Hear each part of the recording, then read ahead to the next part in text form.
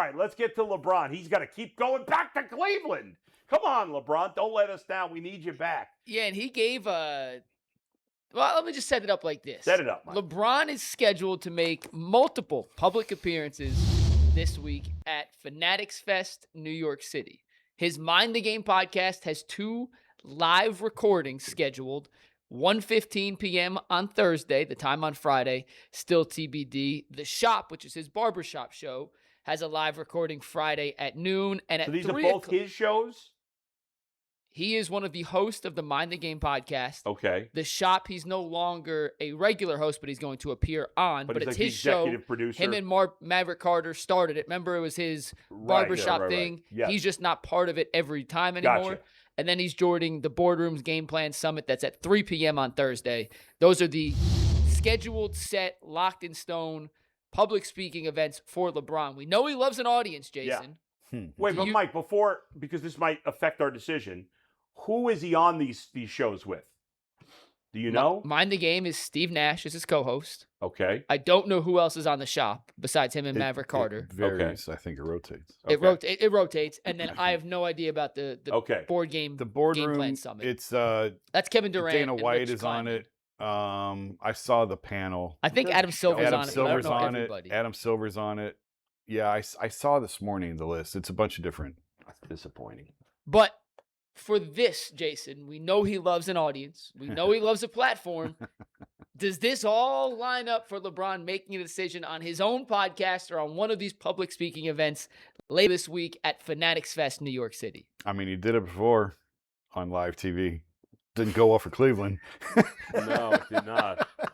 So maybe this is his way to go live and make it right. I don't know. Like, I know enough to know that I don't know anything when it comes to what's going to happen this week. But if you had to guess, does he do it on one of these shows or not? Yeah, I think he probably does. You think he does? I think it would be his podcast because that's what he's on. Okay. Consistently. So regularly. Thursday. Yeah. I mean, who knows? I'm sure they've got it all set up. They've got it all worked out how this is going to go down.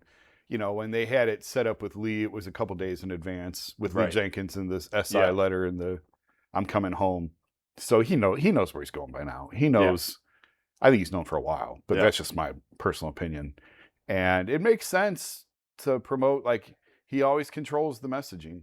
They're really good at that. And, you know, his publicist doesn't get enough credit for that too. Everybody talks about LeBron and Rich, and rightfully so, but his publicist is excellent. So I'm sure they've got this all lined up and mapped out how this week's going to go. I think it will, you know, I thought it'd be last week. So I think, you know, any day now we'll probably hear, but Thursday makes a lot of sense. Yeah, it's the slowest week in sports, Earl. He's got all the games attention on Thursday. He's got all the attention. Thursday on this podcast? I got to go ahead and buy Thursday, maybe Friday. I'm not sure if it's going to be Mind the Game or the Shop. I think it would be the first one. Like, why would you not do it the on your Shop? Right. Yeah, you're right. It's your podcast that you're on. You're trying to promote. And then he could talk about it more. And then he could talk about it more. Because I'm like Jason. All I know is I know nothing, but this lines up with Bron controlling the narrative and the messaging and being able to capitalize on his own decision more than any other entity can be able to. And, you know, with Mind the Game, I'm with Jason. It kind of makes sense to do it then. With the Shop, who knows? It might be some guys from the 2016 team that's with him because the cast on the Shop varies, you know, every time. Have those guys been episode. on, do you know? I can't recall if all of them have been on or if any of them. You would think Richard Jefferson, maybe. Yeah. But I know everybody's still celebrating the championship and all that other stuff. So, you know, to me, it lines up with a decision coming straight from the mouth of LeBron James, probably 11 minutes into the episode. And then they just start Steve Nash asked him, have you made a decision? Yeah, have you made a decision? How do you feel about your decision? Yeah, this is tough. But this fall... And then I'm going to be somewhere again on the Associated Press going viral for all the wrong reasons. I'm going to take my talents to Edgewater Beach. I found out who he's on the Shop with, by the way. Okay. This is telling. It's LeBron. It's Maverick Carter. It's Novak Djokovic, the tennis star. Okay. Interesting. Stilo Brim. I'm not familiar with Stilo Brim. Not familiar. And Travis Bennett. Yeah, he ain't I'm doing also on that. not familiar. He ain't doing on that. Who's Travis Bennett? Unfamiliar. Which means if he's going to do it, it'll be on Mind the Game. Yeah. Yeah. Also, real quick, the summit he's on, It's LeBron. It's Adam Silver. It's Dana White. It's Kathy Engelbright, Yes, the WNBA WNBA commissioner. commissioner. Yep. she's been It's Jimmy killed lately. Pitaro from Yes. ESPN. Yep. And Lindsey Vaughn, Olympic skier. Yep. So, yeah, it makes sense that he would do it on his podcast. And again, maybe I'm just trying to con myself into believing. I just don't see how he could do this and not pick the Cavs. Because if he makes any other choice, there's going to be some angry people. Here, I don't know about nationally. It's not. This isn't 2010. You don't think so? No. Here, there'll be people who are upset. But But if he picks the Cavs, nobody's going to be upset. No, of course not. But he's like, why does he care about? He doesn't care. I don't think so. You know him? Wait, I don't know him at all. I just go back to me personally being 21, 22 years old. Yeah. You know, when he made that decision, my fandom is through the roof. And I got St. Vincent, St. Mary LeBron jerseys. I got 4 or 5 different Cavaliers jersey. I got all the shoes, and I know the decision is coming. And in my mind, there's no way in hell he gets on national TV and chooses any other team but the Cavaliers.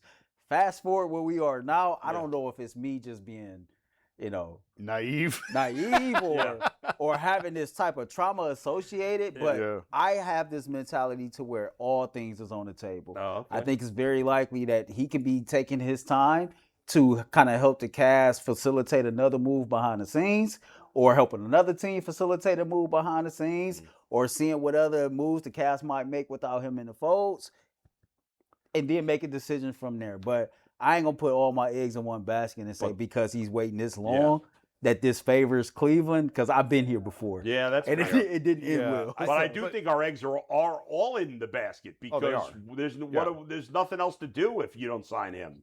I don't see another big move out there that makes sense. But to your point, and I mentioned this, I think, last week, I think that he is sensitive to the fallout of 2010.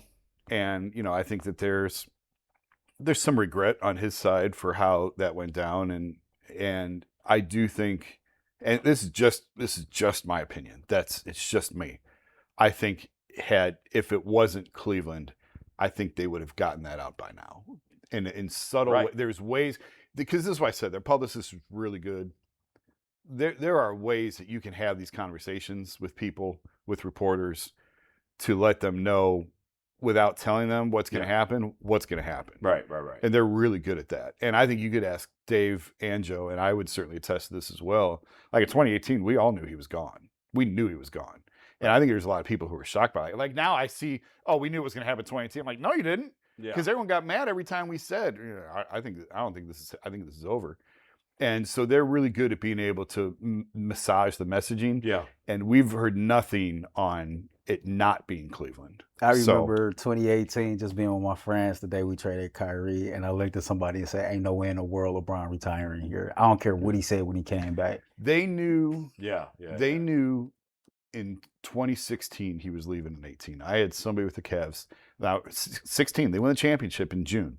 This is October. Like, they're still sweeping up the confetti from the parade. And I had somebody who would know in the organization say, oh, he's going to play with his friends in LA in 18.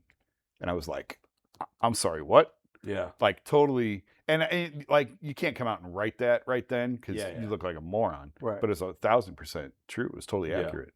So these things are long. The off season of 2016 needs to be its own documentary, because I've heard rumors that they were about to trade Kyrie as soon as we won the championship, that they had a package allegedly on the table that would have netted them Paul George. Yeah. It seemed like from the outside everything was all roses and sunshine, and it wasn't. Yeah. I mean, LeBron is the longest running story in the history of sports, really. 23 years. Longer than that, really. Yeah. Since high school, it's SI more than cover. 23. Yeah, junior year, he's on the cover of SI. 25 years. His story is the only story still in sports that was relevant before I moved to Cleveland. Yeah. There's nothing else. Yeah. What else is there? He was a sophomore in high school, first time I met him.